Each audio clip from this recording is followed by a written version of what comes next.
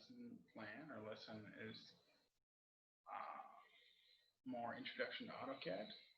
Sorry that I have my hand in front of my face and just have to hold this mic up or you can't hear it. So anyways, I'm doing a lesson on, also sorry for the screaming babies in the background. I have 2 little kids, so you can relate. One's 2.5 and one's 7 months old. And it's getting close to nap time. Anyways, so my lesson is more introductory to AutoCAD. So I've already gone over how to load a template, a metric template. I've already gone over some basic commands like the line command and how to use a couple of different types of coordinate systems, rectangular and polar. And then there's also a variation of both of those called absolute coordinates and relative coordinates. So they've already learned that, and how to sort of move around in the space, how to zoom in and out of whatever they're working on, how to pan around. So that's where I'm picking up.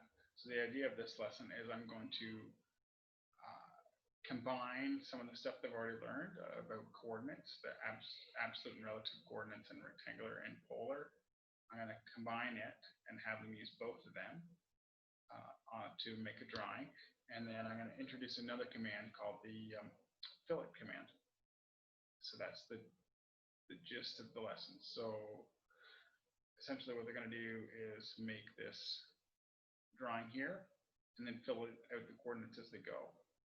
And then once they're done, they hand me these coordinates and I would check them to make sure they're on the right track.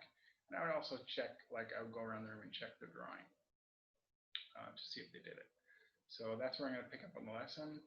I'm going to pick up, basically I'm going to have it start loading the template. So, excuse me.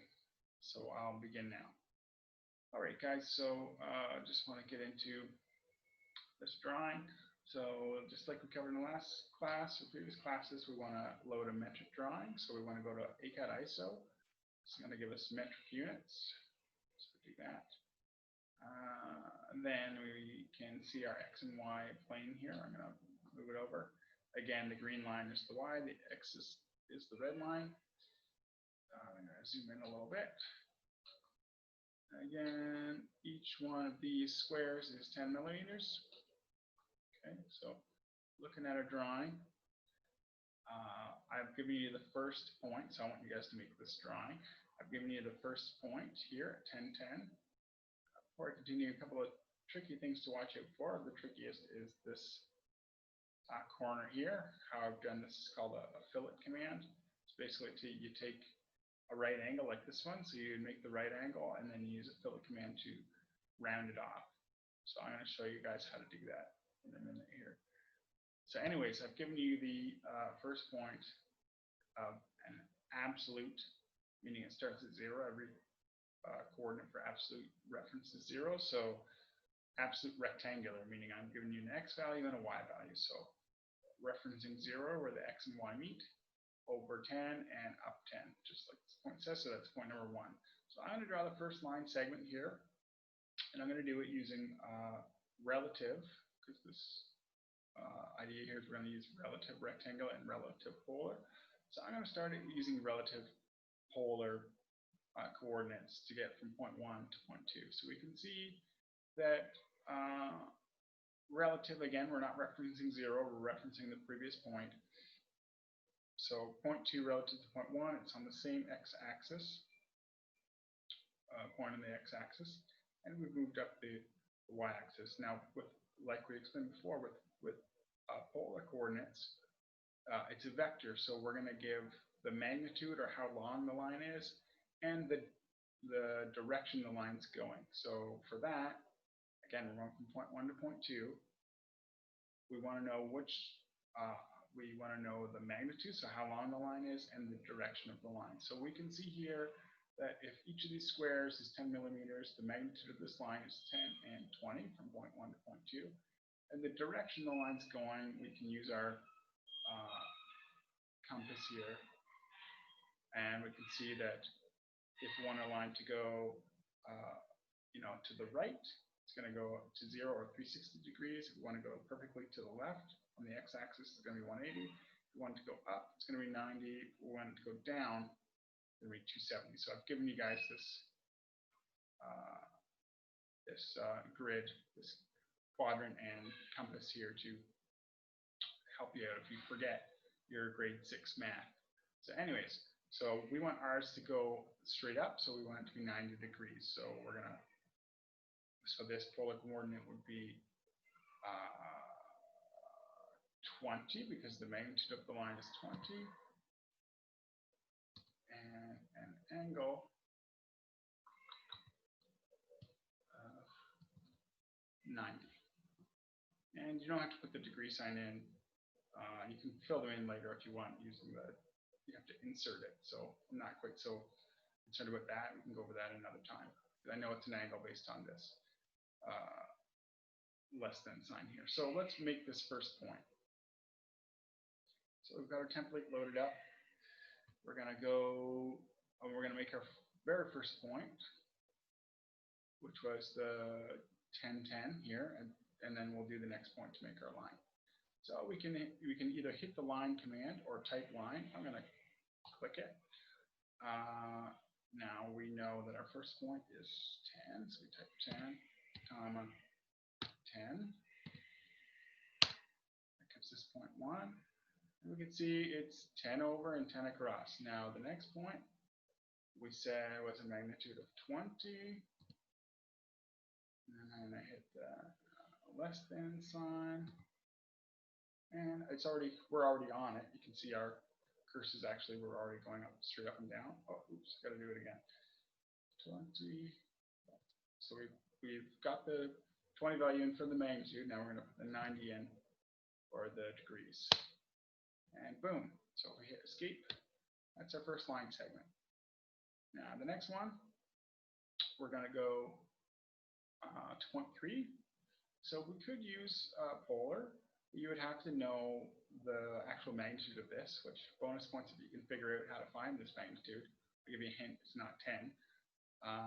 But because we don't exactly know right off the bat what this line distance is, we're going to use relative rectangular coordinates. So we know that we want to go from point 2 to point 3, so that's going to be 10 across and 3 or 10 up. So that's a relative value of 10, 10. So I'm going to, this time I'm going to type in line, hit enter. Now it's going to ask me to pick a point. Remember we went over object snap, so we're going to snap to this. Now we've got to give our coordinates. So we said it was relative, so we're going to hit the at 10 and 10. And boom.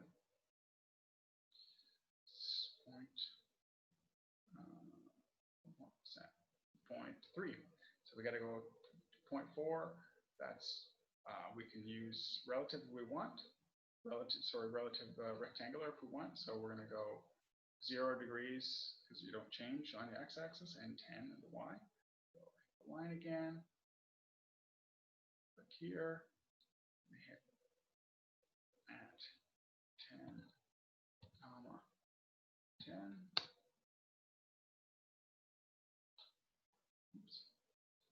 Again.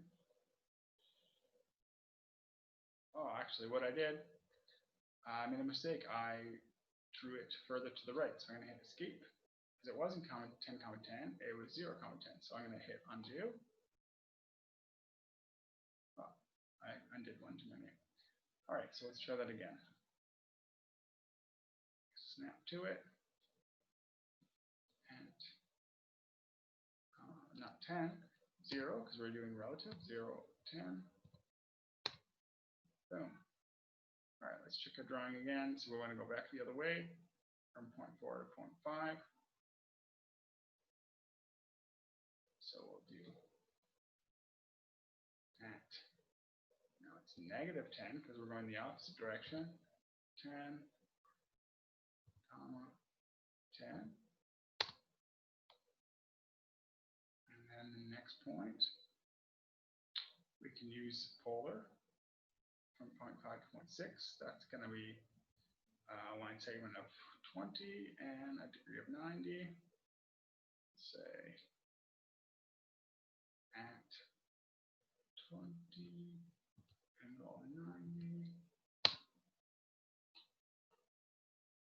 And then we have one more line segment to get us from 6 to 7. That's going to be 10, 20, 30. I'll do relative rectangular again at 30 because we're going 30 to the right, comma 0 because we don't want to move on our y plane. There we go.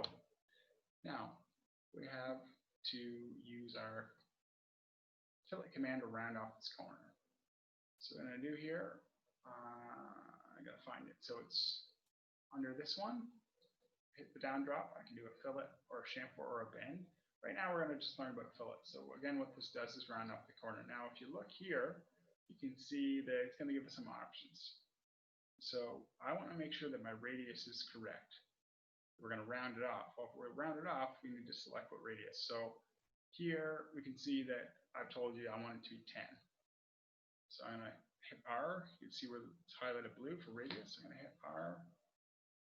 Enter, and it says specify your fillet radius. I'm going to say 10.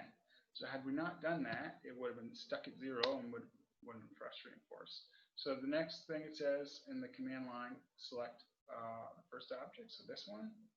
I select the second object, and boom. So we can see that the radius was indeed 10. So it'd be 10 this way and 10 this way. So that has gotten us to where I want to now stop. I think this is far enough. And this is where I would stop the lesson and let the students continue on.